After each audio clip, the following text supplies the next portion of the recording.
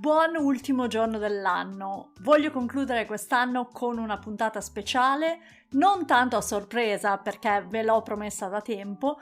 Infatti oggi vi voglio parlare della primissima vacanza a Disneyland Parigi. Ebbene sì, nonostante io sia una grande fan dei parchi Disney, non ero mai stata a Disneyland Parigi, ma circa 2 settimane fa, approfittando del periodo pre-natalizio, io e Matt ci siamo decisi ad andare a visitare i parchi di Parigi.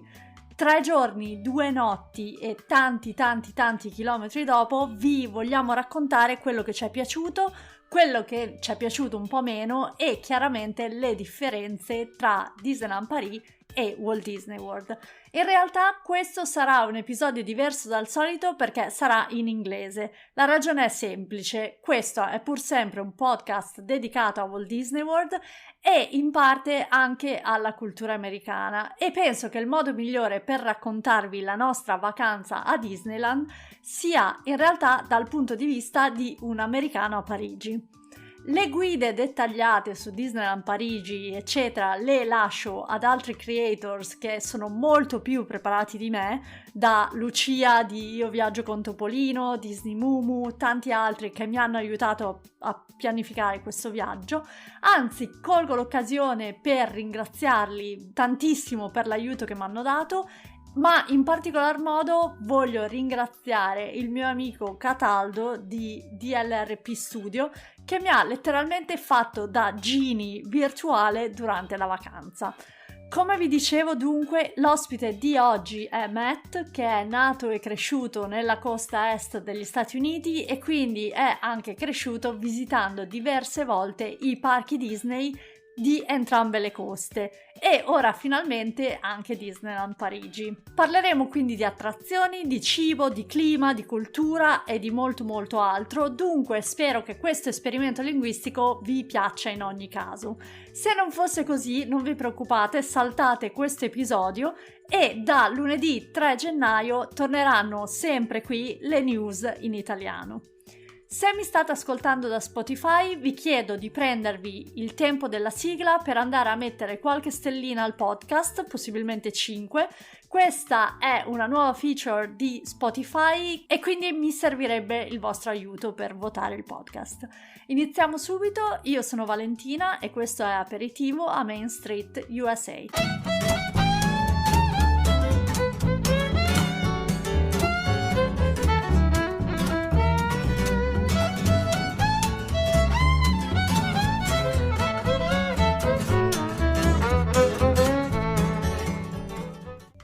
Hey Matt, welcome to the podcast. Thank you. Thanks for having me on. Ciao a tutti. So, about a month ago, we went to Disneyland Paris together for the first time ever for the both of us. Yeah, first time together, first time ever. Yeah, first time in a Disney park in Europe, but it was not the first time for you visiting a Disney park, right? No. This is my first time going to a theme park. I think. I'll have to think about it. I think it's the first time I've been to a theme park in Europe. But yeah, I have a bit of a history with Disney. Not because I'm particularly passionate about the Disney company or Disney parks.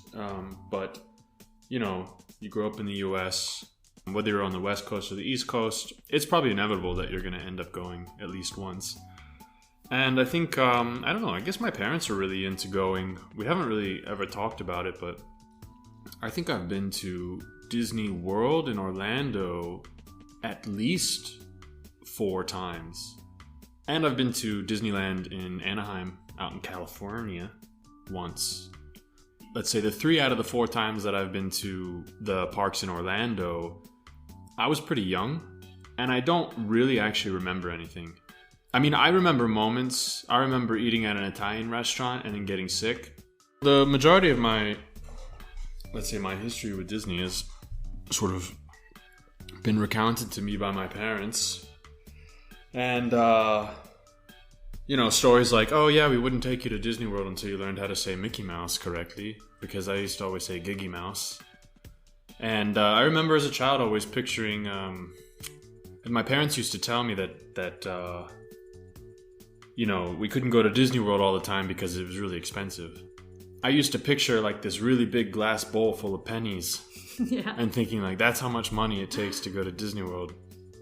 So yeah, there was definitely a precedence when we went, a sort of expectation and an idea about what the park was. I'm talking about Orlando, and then when we went to Paris, there was then the expectation of how is it going to stack up compared to the American parks, but also, again, I don't really remember. I would say my freshest memories, the clearest memories of the parks in Orlando that I have are when we went in 2015. So I was mostly looking for a general feeling. What does it feel like to be in the parks? Yeah, and we are very different people, right? I like to watch videos and prepare myself and get information and so on. And you're more a person who really wants to experience things, like kind of improvise, kind of be surprised when you actually are in a place. Well, yeah, I think this is just my opinion, but I think the best way to experience the parks is either as a child or through the lens of experience it through a child. So if you're a parent and you have children, experience it through them, or in our case, sort of experiencing through another adult who in that moment is pretty much a child again, because it's freaking amazing. That would be me. And children don't plan things, right? You don't sit down with a child and make an Excel spreadsheet of all the places that you want to go. You just kind of go into the parks and you just you just take it all in, and you kind of choose attractions based on what you want to do in the moment. And so yeah, I tend to, let's say, disfavor over planning these types of trips, especially because our trip to the parks in Orlando, to Disney World, that trip was entirely unplanned. We didn't have any idea about what attractions there were. I did. I knew what types of attractions were there because I had been there before. I had no idea. I didn't even want to go, actually. It was kind of your idea. And then I think I liked it a bit too much. Yeah, it's just there's a bit of a messaging problem that Disney has in Europe. And, sometimes you just got to grab a European under the arm and just take them to the parks. Right, and I grew up always hearing about Disneyland Paris, and I had friends going with their families when we were little, but it was never a place that I really wanted to go to. Yeah. And since we double canceled our trip to Orlando a couple years ago already, we kind of said, okay, you know what, let's go try this European thing. And we had the time to actually do it. And we actually also kind of agreed that since we live in north of Europe, we don't care about the cold. Wait, we live in Central Europe, okay? I understand for the Italians this is Northern Europe. Yeah, okay. We live in Central Europe, all right. We live in Germany, North Germany.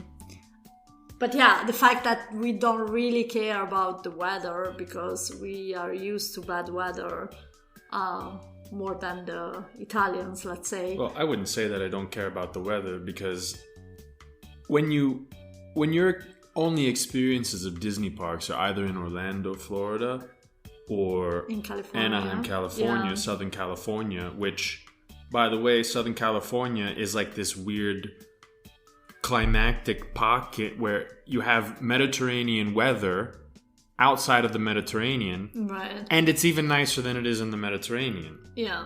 So it's quite natural to associate nice weather, warm weather, sunny weather with the parks. And so I was for a long time quite hesitant to go to Disneyland Paris because every video you see, it's gray. Yeah, the sky is gray, right. It's cloudy, it's raining. Yeah.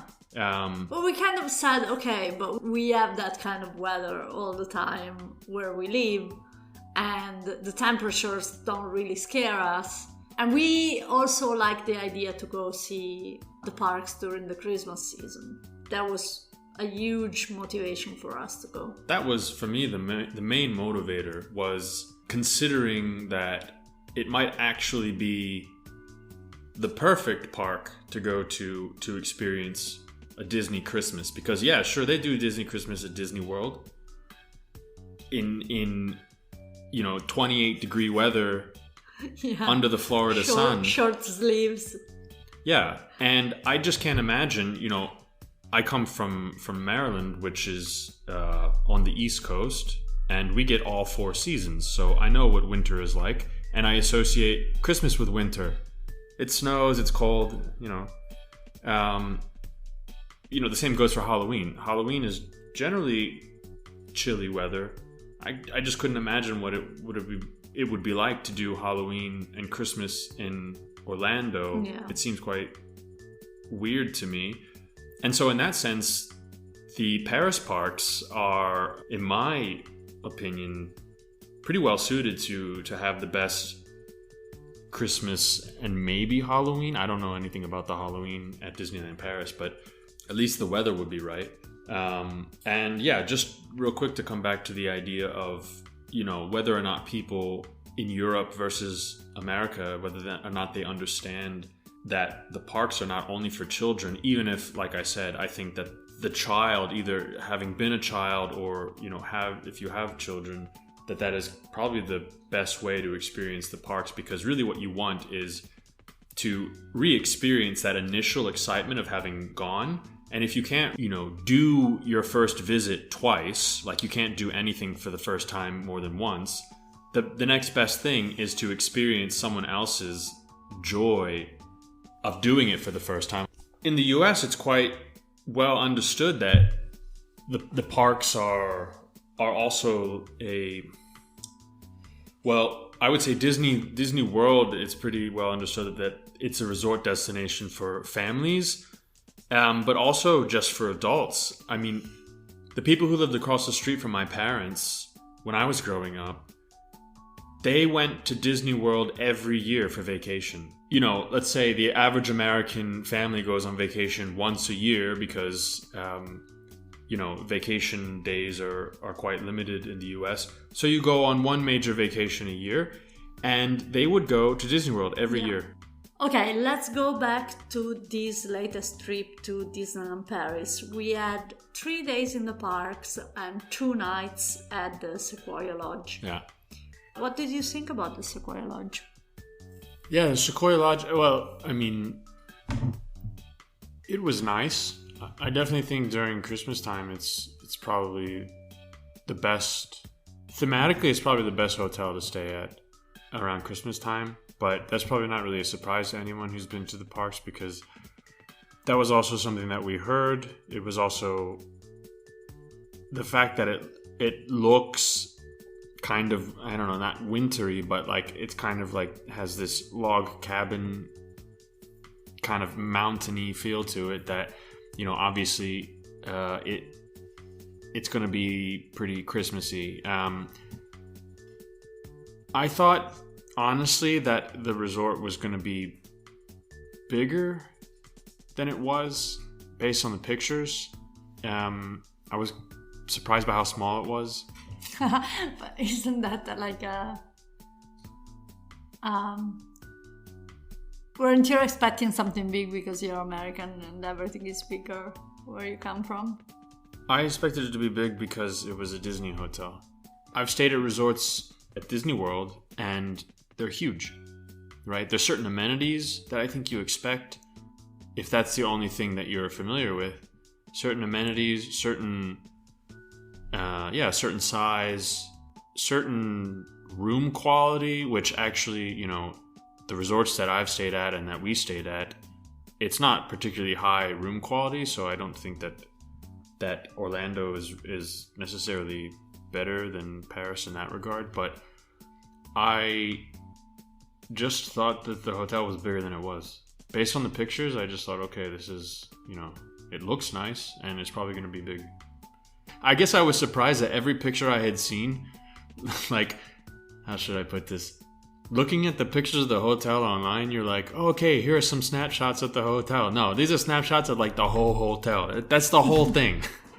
But, whatever. It doesn't really matter that the hotel isn't big, but that was just one of my impressions. Other than that, the rooms were like okay. I don't really care that much about rooms because it's not like I plan to spend a lot of time in the rooms when we're there. I don't care about stuff like indoor pools. For all you Italians out there, I don't care. You're not getting me in the pool. Don't want to go. There is this thing about us. Yeah, I noticed it. I look. I've watched my fair share of Italian YouTube, and I understand. Whenever there's a pool in the hotel, you guys are going and you're doing some splishy splashy. I'm just not gonna be there. That's all I'm saying. Yeah, actually, because of this, I also didn't go to the pool, but it was my intention to go. Yeah, well, it wasn't mine, so that was that. What else about the hotel? I don't know. Well, we had a dinner at the Beavers Creek, right? Our first dinner was at the hotel. Yeah. Yeah, dinner was pretty good. Dinner was, let's say it was better than I expected because we had heard that the food there was really bad. Generally, at Disneyland Paris, the food is quite, well, I don't know if you would say bad, but like, it's bad. Yeah, let's be honest. This is an honest podcast. I came here to be honest. The food at Disneyland Paris isn't the best. I felt like I was at least getting something that seemed like the French, when they go to this restaurant, they're probably like, oh, I know that. Oh, that's the, whatever. Now, maybe they don't like it as much as they like it. They're like, oh, my grandmother makes it better. But generally speaking, there was a lot of food to choose from. They had a lot of different meats and fish and potatoes and vegetables and soups and cheese sauce. Yeah, and like 14 different desserts, and we tried them all. That's true. And the only thing was that I really feel like they rip you. If you order a cocktail, you're paying like, I don't know, I think we paid like 15 euros for this cocktail. And it was basically juice, There was no alcohol in it. I wonder how it is up in the bar, at the hotel bar. Because I actually heard very good things about that, but we really didn't have the energy in the evening. I don't know. I think at the parks I would stick with beer and wine because you can't like tamper with beer and wine to like make them, maybe they don't taste the best, maybe it's not the most high quality wine, or maybe it's not your favorite, IPA from whatever craft brew or whatever. But if you are like me and you also enjoy the side effects of these libations, then it matters that if you order a cocktail and you're like, yeah, there's no alcohol in this. Like I would have ordered a juice and paid 7 euros for it. Also would have been outrageously expensive, but I wouldn't have been disappointed. So other than that, the food was really good. Our server didn't speak hardly any English, and I felt a little bit bad for him. And also I felt bad for myself that I couldn't speak any French to like help him out. And that did surprise me a little bit because although I had heard people say that, out at Disneyland Paris, they don't really speak English. I kind of took it with a grain of salt, and I just thought, I had heard it from a particularly grumpy person, and I just thought, okay, this is just hyperbole for like the occasional person doesn't speak English that well, and it can be, this was a German person, by the way, so it's not like this Anglophone thing where we just always expect people to speak English. It was more like, okay, when Europeans travel abroad, English is probably the first language that they will resort to in order to communicate with, folks from other countries. And this person said, that it was an issue. And despite that, I was still surprised by, I think there were only a couple, but it was 2 more than I expected, experiences where someone really doesn't speak English and the communication like comes to a halt. Like you have this breakdown where you're like, I would like to do this. I don't remember what it was. We wanted to do something. We wanted to pay for our meal. Oh, no. Now I remember. We were tipping. And we didn't know how much to tip, and we didn't know the order in which you pay, whether you pay and you include the tip in the amount that you pay, or if you pay first and then you leave the tip on the table at the end. Because just to clarify, Matt comes from the US. There are tipping rules. In Italy, we don't really have any rule about that. It's a whole song and dance, and you got to know how to do it. In Germany, there are other rules. Yeah. And we didn't know what happens in France because, I mean, we have 3 different options at this point and we didn't really know what to choose. We tried to ask, but yeah, there was kind of a communication problem there. Yeah, there was a bit of a breakdown and he didn't really understand what we were trying to say. And, it was just, we were at a bit of an impasse because neither of us really speak French. You like to say that you do, but I don't really believe you. No, 3 years in high school doesn't qualify. And I know for sure that I don't speak French. So, that was a bit surprising. Other than that, I mean, I think the vast majority of the people that we interacted with spoke English fine. They spoke enough English that anybody who doesn't speak French can either order food or like they know where to go. When you get to the end of the line at an attraction and they ask you, how many people are in your party and they tell you where to go, like that kind of stuff was fine. There weren't really any issues. But it's not like you really need to like have a conversation with those people. They have there's 2 or 3 things that they need to say and they've probably learned how to say them. It's just that here is this waiter at a restaurant and you're like, how do we talk now? Like, So yeah, I think that's basically all I have to say about the hotel. Generally, it was very nice. I thought the theming was nice.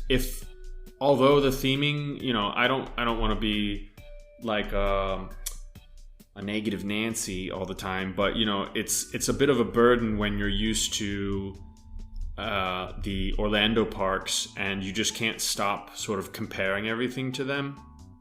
I would say that in terms of theming, the hotels were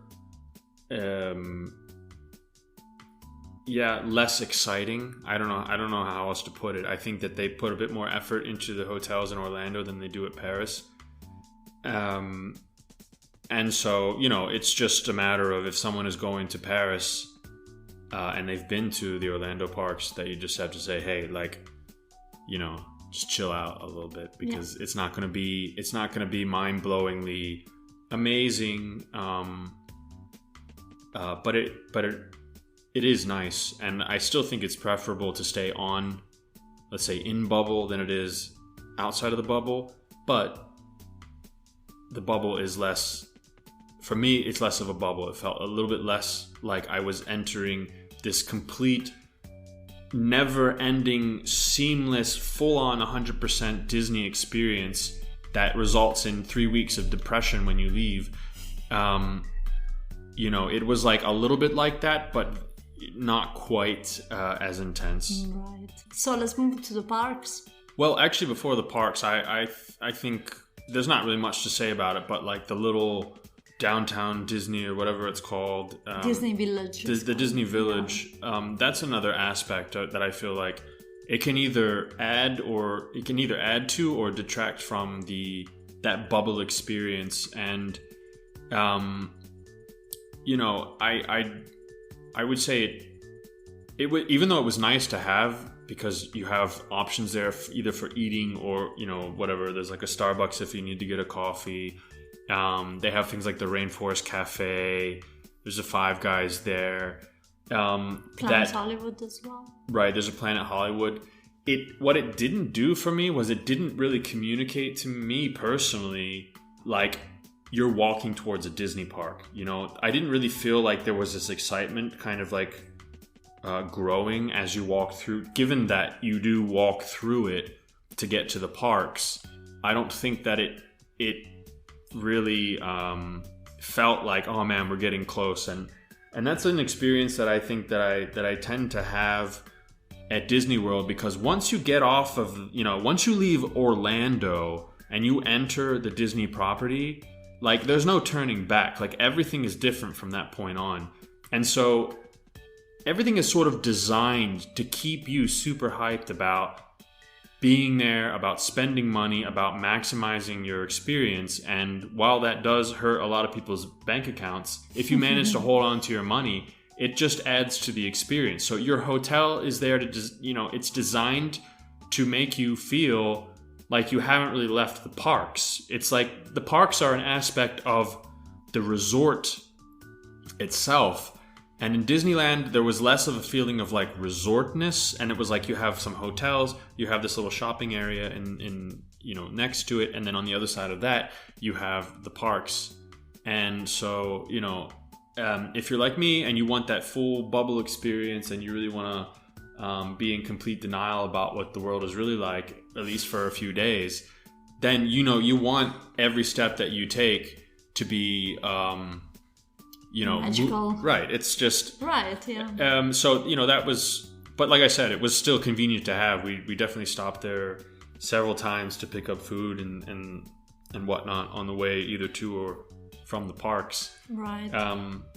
So yeah, the parks. Day one was Disneyland Paris equivalent of the Magic Kingdom in Orlando. That's how I think of it. So we got in and we saw all the characters on the train station balcony waving at us. But even before that, there's the queue area. The queue area, right. I think the queue area is it's pretty nice. Like the theming is really well done. The part outside of the queue area, like before you even queue, it's kind of it's a bit meh for me. Like that was also a little bit like, which is the front of the hotel. Hotel, right? I don't know why, but it didn't really like grab me. Like, oh man, you're about to like enter a Disney park, get excited. But the queuing area just inside, underneath, that was really nice. We had to stand there for probably 10 or 15 minutes, and even though they don't use those cashier windows anymore, everything was obviously themed with the idea being that people are going to have to stand here for a long time in order to buy their tickets. They weren't thinking like, oh, in the future they're just going to buy everything online and just like scoop-a-doop on through. So definitely hats off to the Imagineers, I guess, for the theming there. And then you enter the park, and like you said, we saw there were some sort of character. There was a character thing going on. Not really my cup of tea, the characters. No, you don't like characters. No, meet and greets, not really, but no. So we saw that, and then we went down to Main Street, and we kind of had in our mind that our favorite place would be Frontierland, and that's where we went immediately. I don't know that I thought that Frontierland was going to be the best of the lands. I think what we did was strategize about wait times for rides, and basically Big Thunder Mountain was pretty high on both of our lists of things to do, and so naturally you go to Frontierland if you want to do Big Thunder Mountain. I'm also a big fan of the Haunted Mansion, in this case Phantom Manor. And so both of those attractions are over there. So probably just in terms of attractions, Frontierland was a big draw. But what I didn't expect was how incredibly well themed the Frontierland in Disneyland Paris is. It's so well themed. It's so well contained in itself. Not only in terms of,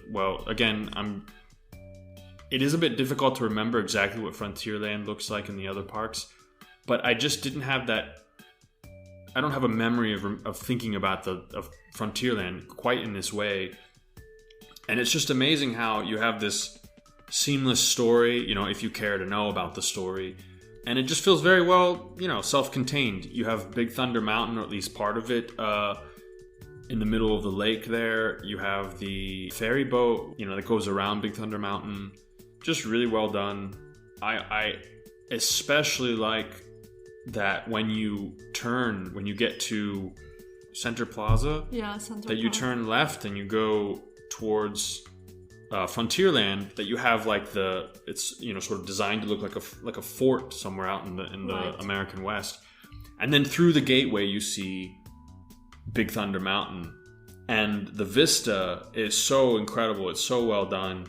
I don't think I really saw sight lines that were quite as well constructed in other areas of the park as what we saw in Frontierland.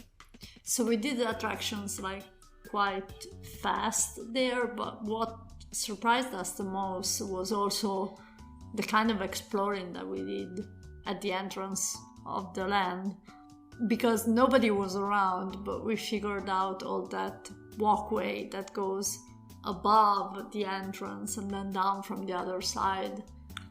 Right, there's little things that you can, let's say, experience or do that aren't explicitly labeled. There's not like a sign there that says like go up these stairs, It almost seems like we weren't even sure if you were allowed to go up there, but it turns out you can.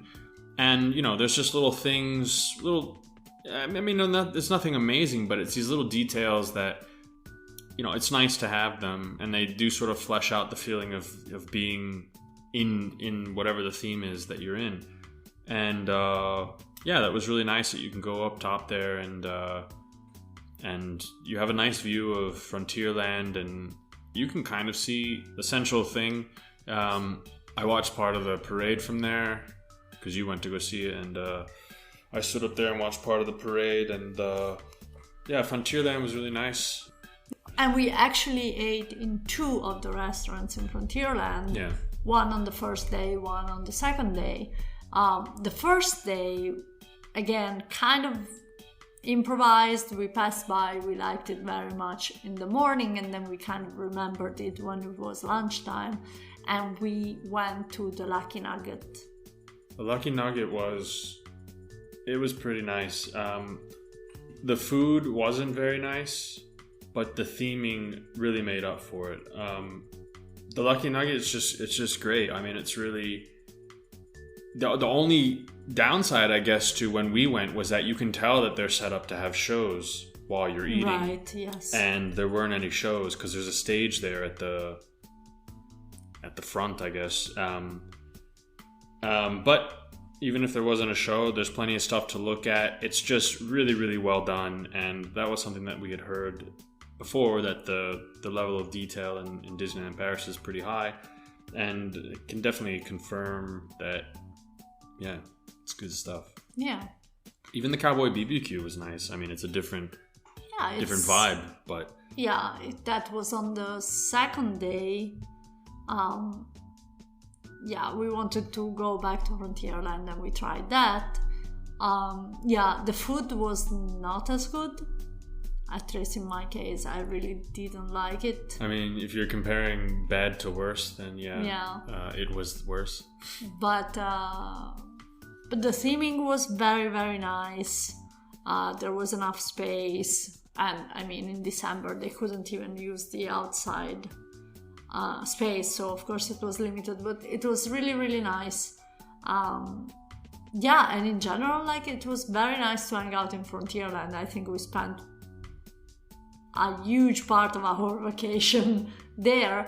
But I want to remind you that we also had probably the biggest letdown in Frontierland on our very last day, and that was the Frozen Margaritas. Okay, yeah, so this just comes back to the idea that I would say, just from this one trip, that just don't trust anything that is purported to be a cocktail or some kind of alcoholic beverage where you have to mix like this thing with that thing, right? If it isn't beer or wine, just don't get it.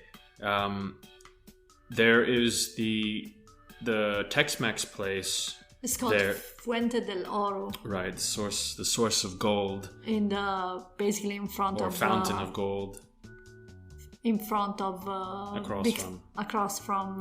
yeah, I'm going to correct your English in your own podcast. Across from Big Thunder Mountain. Yeah. We got 2 margaritas. They were the worst margaritas I've ever had. Even worse than the ones we drink at home. Yeah, so one, they didn't taste like margaritas. A margarita is pretty simple. There's not a whole lot that goes into it. you have tequila, you have lime juice, you have triple sec, which basically just tastes like orange, and you have some kind of sweetener. So it's those three things, and then it tastes kind of sweet. This, I don't know what it tasted like. It didn't taste like a margarita, and there clearly wasn't tequila in it. I don't even think there was really much alcohol in it to begin with. The thing with a cocktail like a margarita is that the flavor of the drink itself comes from the tequila, and you have to have at least enough tequila to contribute that flavor. And if it ain't there, then, you know, it's like if you're drinking like a virgin margarita, you're basically just drinking like some lime juice that has like, I don't know. It wasn't even that. It tasted like, I don't know, artificial, and it just wasn't good.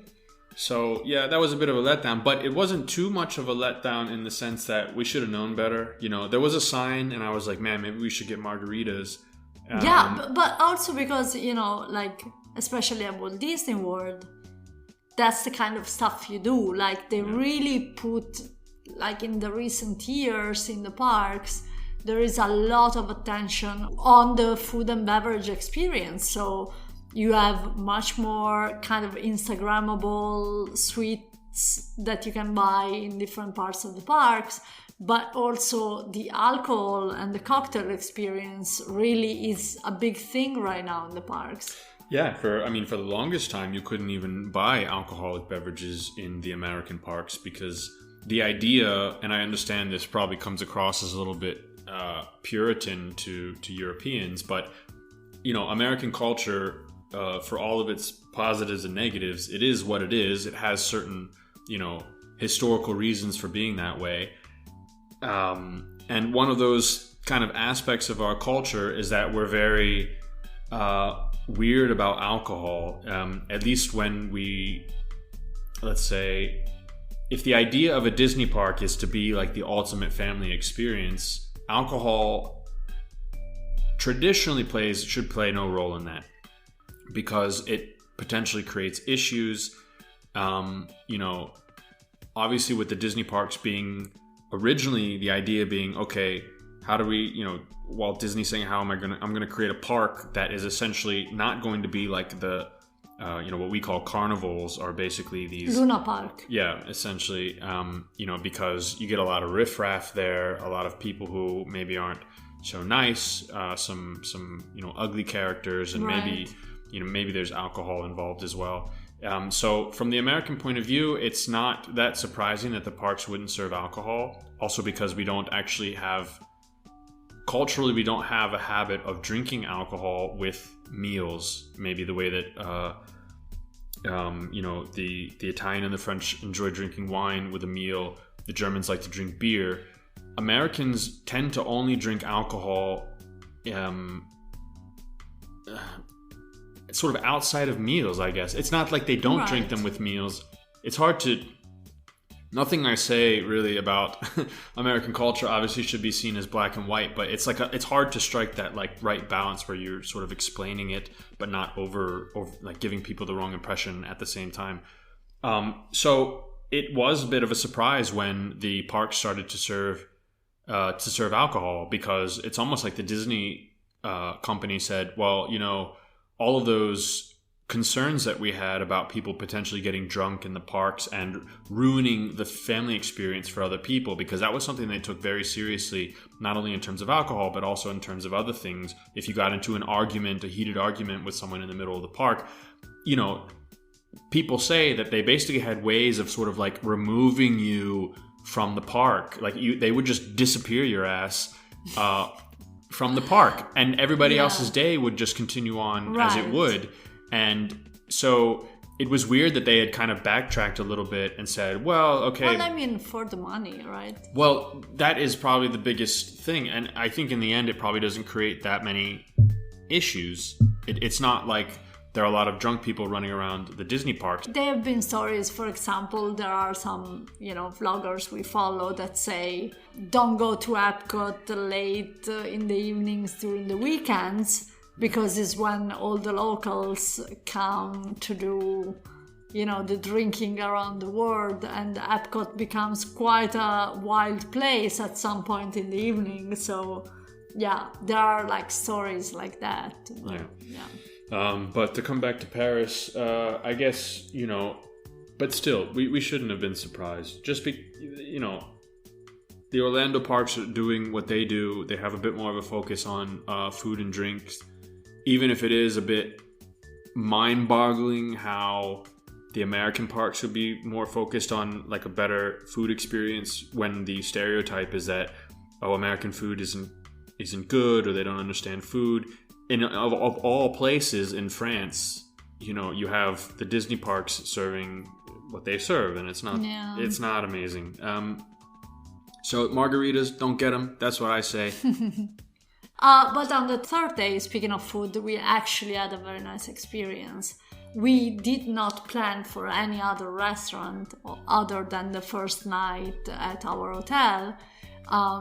But actually we ended up very close to Captain Jack's on the very last meal that we were supposed to have in the parks. So it was lunch number 3. It was around 11:30. The restaurant was opening that moment. And I had the idea just to pop in and ask if they had a table available for us, because we didn't really have a reservation, but we also didn't have a good experience with quick service at that point, I would say. They had an opening, kind of unexpected, but I think the experience all in all at Captain Jack's was quite good. Yeah, in terms of theming, again, very well done. The food was okay. I wouldn't say that the food was amazing, but compared to the other kinds of foods that you can get in the parks, it was good. But as soon as you compare it to food at any restaurant outside of the Disney bubble, it's just, it's like, okay. And the price was quite steep. Our server told us that it's the second best restaurant in all Disney property, right? Yeah, so, I don't think I would eat at Jack's again for the food. I might eat there again for the theming. It's really cool to be, sort of inside Pirates of the Caribbean. For those of you who know the Mexico Pavilion at Epcot, there's a Mexican restaurant that is inside the pyramid, and the boats that run through Grand Fiesta Tour. Okay. So say it again.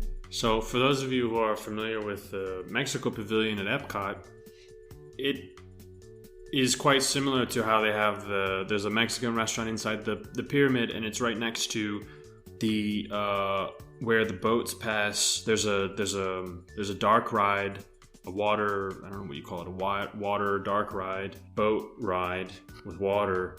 It's dark, called the Grand Fiesta Tour, right? Because it isn't just a fiesta; you're actually on a tour, and it goes past the restaurant there.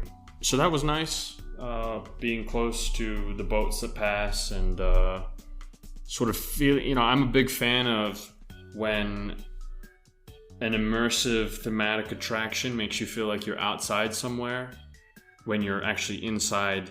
You go inside the attraction, and now you're outside in some other place. And the Mexico Pavilion is my personal favorite at Epcot, largely for this reason, that you go inside this Aztec, or maybe it's Mayan pyramid, and then you are outside in some plaza square in Mexico at night.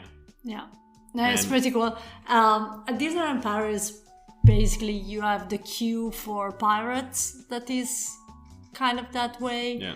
And then you also have the queue for Crush's Coaster that is also that way. But only the end. Yes. With Pirates, well, I don't know.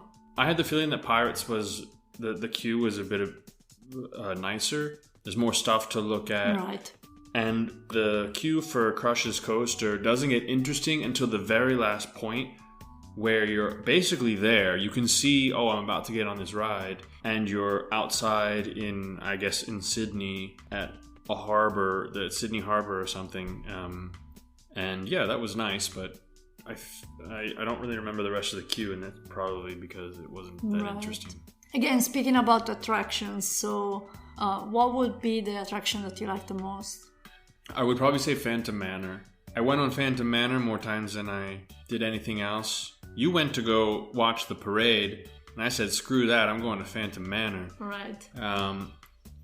I'm not a big fan of parades. I'm not a big fan of shows in general. Meet and greets and stuff. It's not my jam. So yeah, Phantom Manor, I really liked it. I liked the theming. I liked the feeling of approaching the house and then going in through the front door. And I think the story is interesting. You know, I like that first I guess it's like the first scene when you first get on the Omnimover things, right? That you see the bride standing up, looking out the window. That was really cool. Generally, it even if it was different than the Haunted Mansion, yeah, I enjoyed it.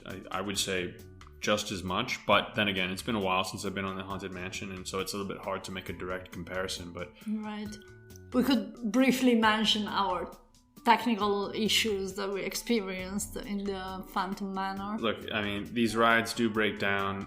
The Haunted Mansion in the American parks is notorious for breaking down. The voice complaining about, or not complaining, but sort of announcing that the ghosts have been, are being mischievous and they've interrupted the tour is kind of a bit of a meme within the Disney content creator club. So it wasn't that surprising. It did inconvenience us on the last day when we were actually planning to leave and catch the TGV. Because we said, yeah, okay, we're going to go do Phantom Manor one more time. Then we're going to run, catch the train, and go to the airport. And so it was really inconvenient to have the attraction break down for a long time. Yeah, at that particular moment.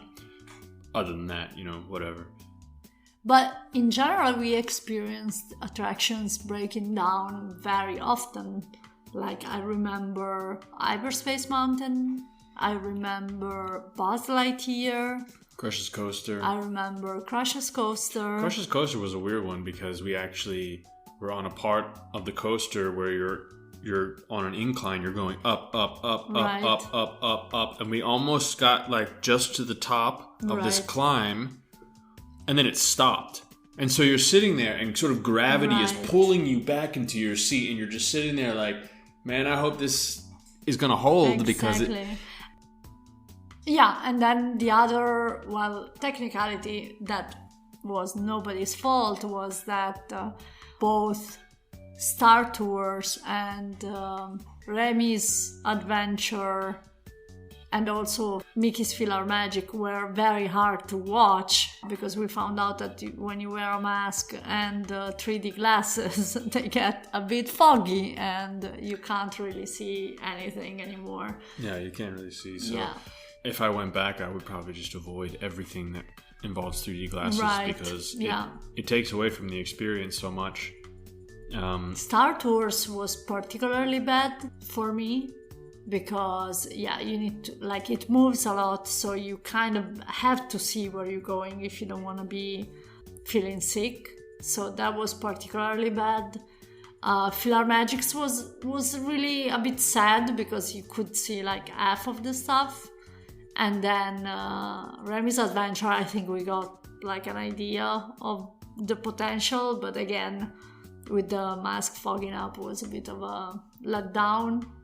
I think the only other thing that I would say is that the version of Space Mountain at Paris, Hyperspace Mountain, that I think it might actually be better than the one in Orlando. Maybe, it's hard to say. In terms of theming, I could see the potential of it being more interesting because of the Jules Verne theme. But whoever's brilliant idea it was to slightly retheme it to Star Wars so that you're essentially stepping into a Jules Verne style world to go on a Star Wars ride. I hated that. It annoyed me to no end because the queue begins outside with all the Jules Verne stuff. You're already in Discoveryland, which is very Jules Verne-y. And then you get in the queue and you're seeing all the stuff about the Baltimore Gun Club. And then you go inside and there's these pictures of spaceships. They're not even that interesting. It's just like all the different ships, the A-Wing, the X-Wing, the B-Wing, the TIE Fighter, the TIE Striker, whatever. And you're just like, okay, there's all these ships. And then at some point you leave that part of the queue and you're in some more Jules Verne stuff. Right? There's the lantern, which is hanging, which is the upside down version of the Orbitron. And then you leave that area and you're back into Star Wars. And it's so confusing. It's so, I don't know. It doesn't go either way. Like, you have a bit of everything, but it's not enough of anything. I don't know what it is. I don't really understand why they did that, because it's not like that the ride got a retheming, because it hasn't been rethemed. It's like, I don't know. There's this sprinkling of Star Wars in a place where it doesn't belong. Probably because they were trying to find a way to capitalize on the Star Wars movies, and they just couldn't find, like, every other option other than what they did was so bad that they were like, well, I guess we're just going to have to put it here. I didn't enjoy that aspect of it at all. But the ride was, it was fun. I mean, obviously the ride itself has a lot of Star Wars stuff as well. And I would have liked to have seen, what sort of visuals and music and stuff they have when it's just Jules Verne. So yeah, that was Discoveryland. I don't really think there was anything else in Discoveryland that really impressed me too much. No, but I want to go back 1 second to Hyperspace Mountain, because there is only one thing that I really hated about it. I'm not a big fan of roller coasters in general, but what bothered me a lot is that there is a part of the queue where you're basically underneath the actual roller coaster, and you keep hearing all the people screaming so loud and the metal of the walls like rumbling.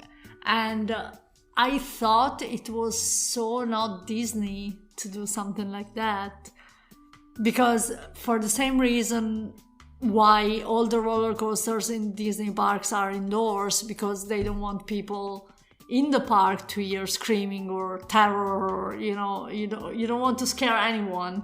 And that's why all the roller coasters are basically indoors roller coasters. And the fact that you're in a queue, and for some part of the queue you hear like these really terrible sounds.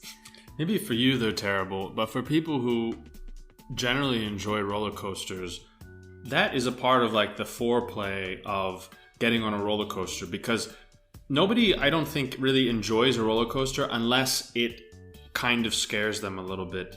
And so I would say it's just, you as a person who doesn't generally enjoy, or like, let's say as a person who has limited experience with roller coasters, that you haven't quite understood what the real attraction is for most people. Yeah. And, I can see what you're saying about it maybe not being very Disney, but there are also plenty of examples where the screaming is meant to be a part of almost a queue experience. And one example that I can think of is the Hollywood Tower of Terror in Hollywood Studios, that you can hear the screams from that, what is that, Sunset Boulevard or whatever. Right, yeah. You can hear them.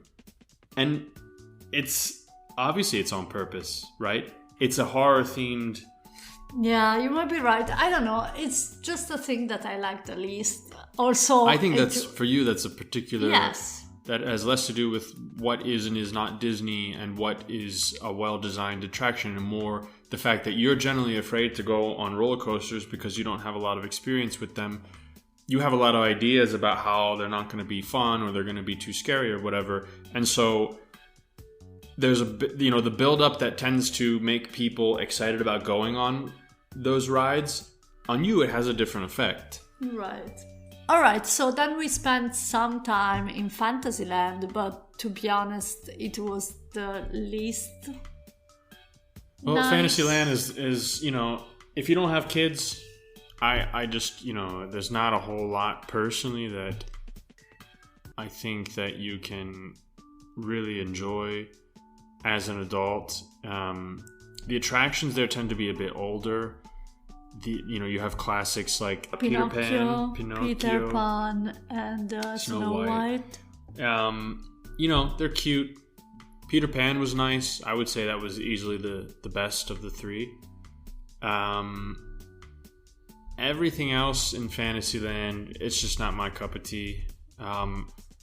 Also, when you either are European or you live in Europe, going to a land that is like sort of has a European theme to it, it just doesn't have the same effect. Right. I imagine if you live in the United States or somewhere else where Europe is like, it's a vacation destination for you, you don't see those types of buildings very often,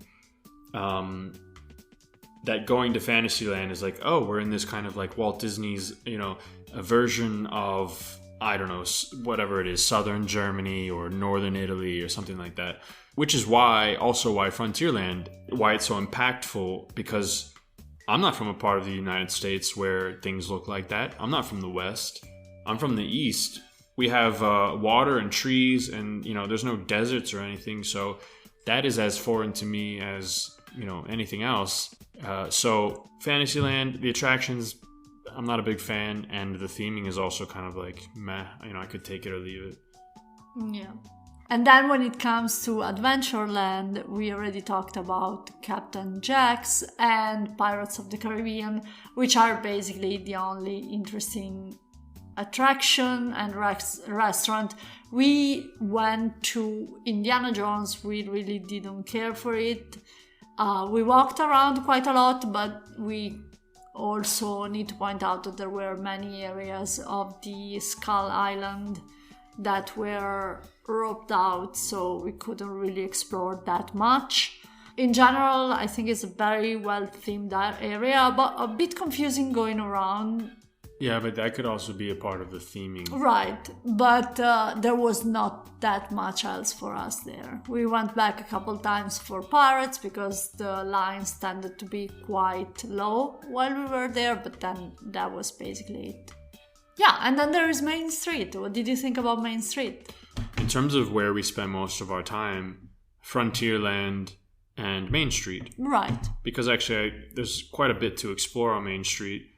And I enjoyed the theming a lot. As an American, I appreciated the thematic connection between the Statue of Liberty and the fact that its origins are in France, and the sort of Victorian futuristic imaginings of like what American cities would look like in, I don't know, 1999 or something like that, was also interesting. Yeah, so those were the two galleries that are like parallel to Main Street, basically. We had a moment, kind of a surprising moment, when we tried to enter one of the souvenir stores in Main Street, and we figured out that basically everything is connected. You have several entrances with different names, but the stores behind are actually just bigger souvenir stores. I'm not really big on buying merch. It doesn't really excite me. I don't care that much about Disney t-shirts and stuff, but I will go into merch shops and look around, because in Orlando at least they tend to be themed similarly to the attractions that they're attached to, and most of the merch inside, at least I can't say for right now whether this is still the case or not, but at least back when we went in 2015 and the times when I went before, that usually the merchandise that you find in the shop is for the most part related to the attraction that you were on. At Disneyland Paris, it feels a bit like every merch shop is the same merch shop. And yeah, like you were saying, that the appearance that they give in certain areas, that you have almost like multiple stores, like on Main Street, that they're all different entrances to the same store. And so it does kind of take away from the experience of exploring a little bit when every time you go in a new door, you're just back in the same merch shop, which is just full of stuffed animals for children. And, like I said, I'm not there to buy anything, but whatever. If the merch shop can be a part of the theming, it can be another way to sort of re-emphasize the fact that you're in a Disney park and kind of create that seamless experience. And I would prefer that it does that instead of just being like every time you walk in, it's the same junk that they're trying to sell you in all the other shops. It doesn't matter if you're in Frontierland or if you're on Main Street or if you just came out of the Tower of Terror in a different park. It's like you're always in the same merch shop. And alongside the sort of food, although this is more of a theming issue, I guess, the restaurants are well themed, but the food isn't good, and the merchandise shops I don't think they're themed very well. Maybe they were. It's hard to tell because I was so focused on the fact that it's the same merch in every shop to really pay attention to whether or not the shop itself actually has a nice theme. I know that on Main Street they tend to have very nice themes because it kind of caught my eye when we were there. But I couldn't say, for instance, at the end of the Hollywood Tower of Terror, whether or not the merch shop also has like a 1930s Hollywood feel to it or not, because I was just so focused on the fact that there's no interesting merch or nothing interesting in the shop to look at that you couldn't find in any of the other merch shops. Yeah, maybe a couple t-shirts here and there specific for the attractions, but nothing really. Yeah, it's almost like they pay a little bit of lip service to the attraction. Like, oh, you just got off this attraction, here's like 2 t-shirts and here's like a coffee mug. The same kind of stuff that is really easy for them to make. It's a mug, you print a picture on it. As long as the name of the attraction is on the t-shirt, that's a general point of criticism that I would have for the Disney parks in general, is that the merch is not interesting. I would never buy it. It's not, besides the fact that I'm not the kind of person that would buy merch, I can at least sort of place myself in like sort of imagine what it would be like if they actually created something that was interesting. Instead, it seems like the focus is really on just like, look, just put some word or some picture that has something to do with an IP on it, and you're done. And if that's how it's gonna be, then you can at least hope that the shop itself has some kind of distinguishing factor that tells you you're in this merch shop and not some other place of the park. And in Paris, I didn't really get that feeling. Right, and then there is the castle. That's the last, freshly renovated. We were there actually on the day that they removed the last pieces of wall that basically redirected people. You couldn't really go through the castle. We were there on the day that the castle was newly reopened. It was quite nice to see. The castle is very impressive, very big, very nice. I don't know if you noticed, but during the parade there were also those kind of blinks, lightning effects on the castle. That was really, I couldn't really see the nice. castle during the parade from Frontierland. I could only see the central hub. I see. Or the that was a nice touch. The only downside is that the dragon dungeon and the actual walk through the castle were still closed, so we couldn't really explore that much. But yeah, you were telling me about the funny effect to see the castle in Disneyland California. Yeah, it's small. I mean, it's the original, but I mean, it's so small that it's you almost can't believe how small it is. It's very underwhelming, as we like to say. The castle at Paris was nice. For me, the castle's never really been a focal point, so I can't say too much about whether or not I liked it or not. It's just, it's nice. It was a bit of a shame that you couldn't do any of the things inside that you were designed, or that you're supposed to be able to do. Which would have been nice, because the castle in Orlando is basically, it's just a walkway. You just go through it and there's nothing to do inside. Unless... Because there is a restaurant. Right. Unless you're going to the restaurant, there's nothing to do inside. And so the idea that you could go upstairs and see the stained glass windows, or I guess the dungeon is downstairs, you know, that you could go downstairs and see the dragon and the dungeon. You know, it's just another thing that wasn't open among myriad other things that just were closed. You know, It's a Small World was closed. The Arbitron was closed. Right. Many restaurants were closed. Right. So it did feel in some ways that you were not getting the full experience. But yeah, it is what it is. And, you know, the castle looked nice, but again, I'm probably not the person to talk about that. I'm saying, like, I was in front of the castle for the parade, and I really wanted to see it very well. We went also on the back. And in general, I liked Main Street very much. We also saw the fake snow a couple times. That was a nice touch. Well, they do it about every 15 minutes, so it would be hard to miss it. The Christmas decorations were also very nice. The big tree. Yeah, I think going during Christmas was a good decision. You know, given how appropriate the temperature and the weather can be at Disneyland Paris, it almost seems like, and I've heard people say this, that actually the Christmas season is the best season. It's the best time to go in terms of theming, in terms of atmosphere. I couldn't imagine that being the case for the American parks, just because, okay, sure, if you're from Florida, if you grew up in Florida or Southern California and Christmas is always just like never about the weather and always about just the time of year, and, you know, the fact that every image you ever saw that was related to Christmas had snow was, you know, just kind of like this sort of magical, far off sort of idea, and you were okay with that, fine. But if it snows where you're from and you go to if you go to Florida for Christmas, I mean, it's just, I mean, how bizarre. Yeah, it might be strange. Although I regret not going in for Christmas 2019, because it would have been our last chance to go for a very long time. Yeah, hindsight is 2020, and that was also the year that COVID broke out. So yeah, so we learned that. All right, so let's move on from the Disneyland park and we go to the studios. We didn't spend that much time at the studios. Well, there's not a whole lot to do there. It's very small. The theming is very vague.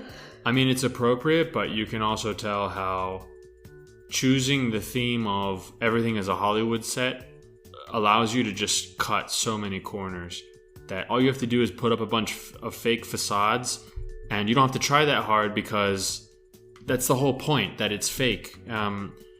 And although I was kind of impressed by the theming when I first walked into that first like studio building that you go into, the more time I spent in there, the more annoyed I was by the fact that once you go through any of the doors of those like facades, you're just in one space, right? It gives you the initial impression of being a lot of different things and there's all these different things going on, but in reality, it's just a big hall with like 2 rows of just facades.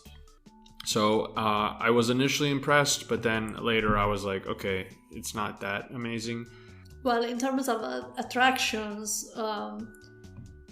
Toy Story Land, we didn't care for it, so we didn't really do much there. We went to the French part where Remy's is, and actually it was quite impressive. It was very well themed. It's a very nice area, I would say. Yeah, I didn't pay too much attention to the area actually, because we just walked through and went straight into the attraction.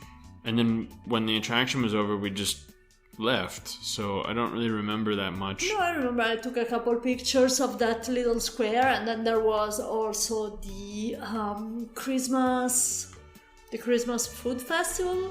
Yeah, I mean, all the stalls were closed. Yeah, because we went there like very early in the morning, so everything was closed.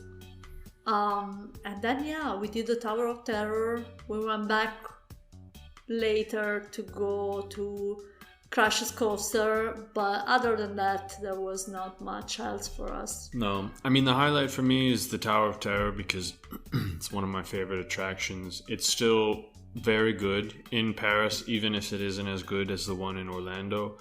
I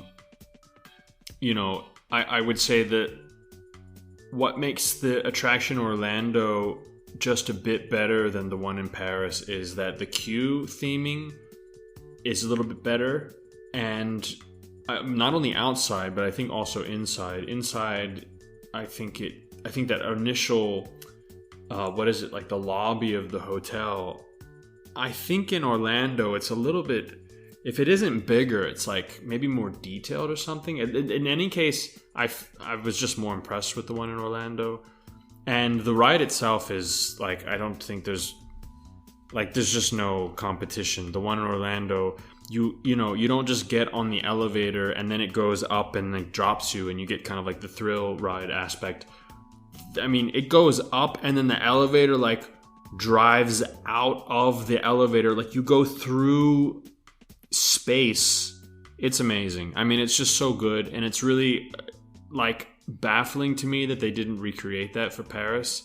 Maybe it was too expensive, or I don't know how that works, but the fact that, I used to think that was just how the attraction was. Like every time there's a Hollywood Tower of Terror, the elevator goes up and then it drives out, like in through the room. And apparently that just isn't the case. Right. That it's only in Orlando. And so, I would just say, anyone listening out there, if you have the chance, just go to Orlando. If you want to experience the best Hollywood Tower of Terror, that's the one. Yeah. But we also had a super nice cast member at the Tower of Terror. It's probably one of the few cast members that I actually kind of made a mental note about. He was really, really good. Very entertaining. Very in the role. He happened to be Italian as well. And he was really, really nice. I really liked him. Yeah, all in all, I remember from Orlando that the cast members were a bit warmer, a bit nicer maybe, in general. I've heard people sort of gushing over how welcoming and how cordial and friendly everyone is at Disneyland Paris. I would say maybe for European standards, that is quite friendly because, I guess for Americans, we have different ideas about friendliness and what is and isn't rude than Europeans do, obviously. And I didn't find anything at Paris to be particularly outstanding. But when you go to Orlando, it's a whole other level. It's everyone there is really, it's almost like they feel like someone's watching them and they have to be as friendly as they can or else they're going to lose their job at the end of the day. Yeah, that might be an aspect that has a lot to do with the culture and the kind of service expectations compared to Europe, you're right. Yeah, that might be it actually for our 3 days at Disneyland Paris. Okay. Do you want to add anything else? Did we forget about anything? I didn't hate it. Well, that's good news because we are gonna go back. Part of me thought I was gonna hate it because, people say it's the worst Disney resort in the world. And I would say that is true. People say that the Asian ones are the best.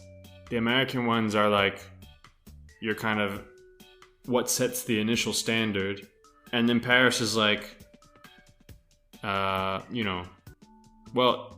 they weren't owned by the Disney company for the longest time, so that might be one of the reasons. But I really didn't think it was going to be that amazing. And then in the end, I thought it was pretty good. Yeah. So are we going to go back soon? I cannot say. All right. Okay. Thank you very much for your impressions of Disneyland Paris, and talk to you later. Yeah, like in 3 seconds. Right? 1, 2, 3.